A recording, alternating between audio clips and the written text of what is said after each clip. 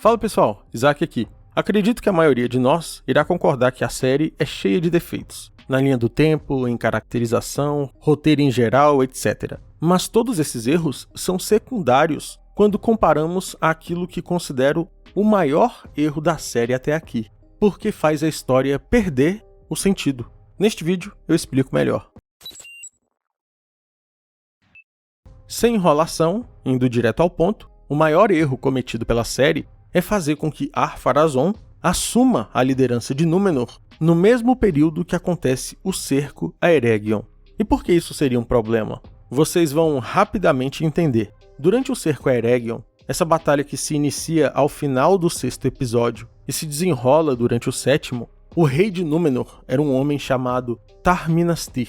Tar-Minastir mantinha profundas relações diplomáticas com os elfos e era, em especial, amigo de Gil-galad, o alto rei dos elfos Noldor. Nos livros, esse tal de Adar não existe. Quem ataca o reino de Eregion é o próprio Sauron, com um mar infindável de inimigos. Celeborn, marido de Galadriel, é quem lideraria as forças élficas ao lado de Celebrimbor, que nos livros é um guerreiro extremamente habilidoso. Juntos, eles conseguem repelir a primeira onda dos exércitos inimigos. No entanto, rapidamente ficou claro que eles não conseguiriam segurar as ondas de inimigos indefinidamente. Então, eles enviaram um pedido de socorro ao rei élfico Gil-galad, que estava no reino de Lindon. Quando Gil-galad recebeu essas notícias, ele rapidamente enviou suas tropas, comandadas por Elrond, para auxiliá-los, e ao mesmo tempo enviou um pedido de ajuda à ilha de Númenor, que era governada, neste período, pelo rei Tar-Minastir, aliado de longa data e amigo pessoal. Em completo contraste ao rei Tar-Minastir, o rei Ar-Pharazôn, que ascenderia ao trono de Númenor quase 1500 anos após o cerco de Eregion, é uma figura completamente diferente. Podemos dizer que são figuras opostas. Ar-Pharazôn é arrogante, obcecado por poder, nutre profundo desprezo pelos elfos e mais adiante desafiaria os próprios Valar. Estamos falando do cara responsável por nada menos do que a ruína de Númenor. Agora percebam o seguinte, meus amigos. Esse cerco a Eregion seria somente a primeira batalha que serviria como estopim de uma guerra em larga escala, que seria chamada de a Guerra entre os Elfos e Sauron. E essa guerra se estenderia de Eregion para Valfenda, para Lindon. E sabe o que é pior? Os elfos iriam perder a guerra. Isso mesmo que você ouviu. Se os Númenóreanos não tivessem chegado no momento em que eles chegaram, Tolkien diz que os elfos da Terra-média teriam sido aniquilados por Sauron. E até mesmo Valfenda teria sido destruída ainda na Segunda Era. Tudo isso foi evitado graças àquele pedido de socorro de Gil-galad, realizado ao rei de Númenor, que era então seu amigo e aliado dos elfos. Já perceberam o problema, né? Ao colocar Ar-Pharazôn no comando de Númenor durante o cerco a Eregion e a guerra entre os elfos e Sauron, Anéis do Poder ignora completamente as relações políticas e diplomáticas que existiam entre os elfos e os Númenóreanos naquele período. Em vez de uma figura como Tar-Minastir, que valorizava a aliança e a cooperação com os elfos, temos Ar-Pharazôn, cujo caráter representa desconfiança e rivalidade com eles. Quer dizer então que Gil-galad, em vez de pedir ajuda a Tar-Minastir, vai enviar um pedido de socorro a Ar-Pharazôn, que despreza os elfos? Na própria série, Ar-Pharazôn se recusa a dar um único navio para Galadriel ir embora de Númenor. Grant us ship's passage to Middle-earth. It's been generations since a ship of Númenor was permitted to make such a journey on an elf's behalf. E agora você quer dizer que ele irá comprometer o país inteiro por causa dos elfos?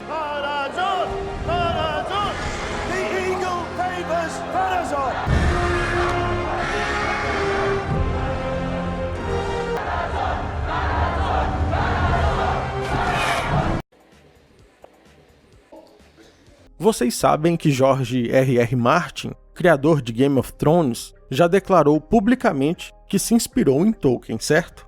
Sabe aquela briga política de bastidores que ocorre entre os Baratheon, Stark, Lannister, Targaryen, todos disputando para ver quem vai herdar o Trono de Ferro, o que envolvia alianças, traições, assassinatos, etc.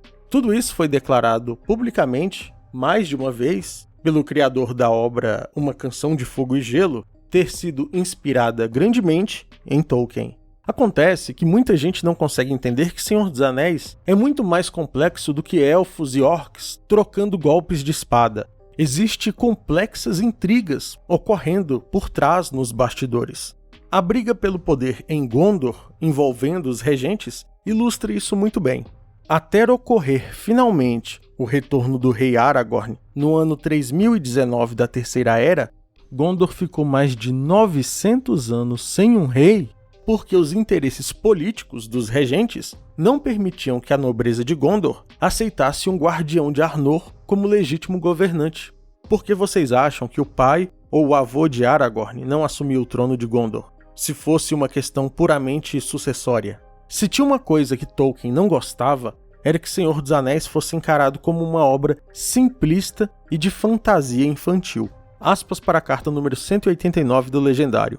Percebo que muitas crianças ficam interessadas, até mesmo absortas, em O Senhor dos Anéis. Na verdade, acho realmente uma pena. Ele não foi escrito para elas. Mas o que a série faz? Ignora todo o contexto político e fala: coloca no poder aí o cara que é inimigo dos elfos para salvar a vida deles, vai fazer sentido, relaxa.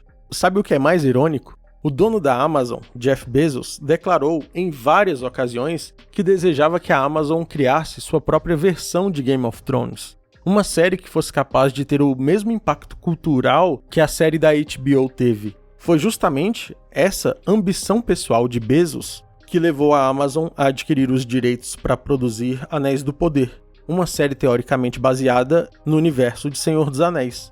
A esperança de Jeff Bezos é que Anéis do Poder fosse o Game of Thrones da Amazon. Isso porque, apesar do final tenebroso da série, Game of Thrones foi por diversos anos consecutivos a série mais assistida do planeta. Chegou a registrar picos de 30 milhões de espectadores simultaneamente. Agora, eu não leio mentes, mas eu tenho certeza do que está passando na cabeça de um defensor da série. É o seguinte: mas você queria o quê? Que a série aguardasse 1500 anos para Ar-Pharazôn ascender ao trono? Um monte de personagem já teria morrido de velhice. Será que você não consegue compreender isso? Não, amigo. Na verdade, resolver este problema seria muito simples. Quer ver? Eu, que não sou roteirista profissional, vou resolver essa questão em apenas alguns segundos. Você encurta a linha do tempo da seguinte forma: transforma esse senhor que está deitado na cama aí em Tar-Minastir. Mantém ele vivo durante a guerra entre os elfos e Sauron, faz com que ele receba a carta de Gil-galad e mande ajuda para salvar os elfos. No entanto, faça com que um monte de soldado númenoriano morra no conflito. Quando isso acontecer, agora sim, Ar-Pharazôn coloca a culpa dele pela morte de todas essas pessoas. Diz que ele envolveu Númenor num conflito que não era deles. E agora sim, ele é derrubado do poder e substituído por Ar-Pharazôn. Essa queda pode acontecer politicamente ou pela força, fazendo alguém cortar a garganta dele no estilo Game of Thrones, que Jeff Bezos desejava. Problema resolvido. O rei de bom caráter, amigo de Gil-galad, salva os elfos, mas é derrubado do poder após isso pelo rei tirânico. Você mantém a essência da obra e faz com que a complexidade política e diplomática criada por Tolkien, que planejou isso por anos, seja mantida e a história faça sentido. Mas imagino que fazer uma história que faça o mínimo de sentido deva dar muito trabalho. Então só enche de gente usando peruca e fala que todo mundo é elfo que teremos uma série com muito mais sucesso que Game of Thrones. Confia. Para finalizar, preciso trazer uma matéria para vocês. O que eu vou mostrar agora é rumor, mas vejam a loucura que isso pode se transformar. O site Screen Rant tem os seus insiders e trouxe ao público a informação que os showrunners poderiam estar planejando alterar o destino de Ar-Pharazôn, em que ele morre na guerra contra os Valar, e transformá-lo num Nazgûl. Aspas. Os showrunners de Rings of Power basicamente moldam a tradição para criar sua própria história. Ele ainda pode ser salvo se tornando um dos 9 espectros do Anel. Pharazôn se torna o rei tirânico de Númenor no material de origem de Tolkien, eventualmente adorando Morgoth e condenando Númenor para sempre por meio de sua tirania e arrogância. Tudo isso enquanto é manipulado pelo portador de um anel, Sauron. É improvável... É improvável que a história de Pharazôn se desenrole exatamente como nos livros. Não me diga! Então, os showrunners podem decidir transformar esse rei maligno em um dos melhores vilões de O Senhor dos Anéis. Empolgados com essa possibilidade aí? Eu particularmente não consigo me frustrar mais com nada. Eu já cheguei à conclusão que nessa adaptação qualquer coisa, absolutamente qualquer coisa é possível. Mas eu vou continuar acompanhando porque eu quero estar lá quando Anéis do Poder finalmente superar a popularidade de Game of Thrones.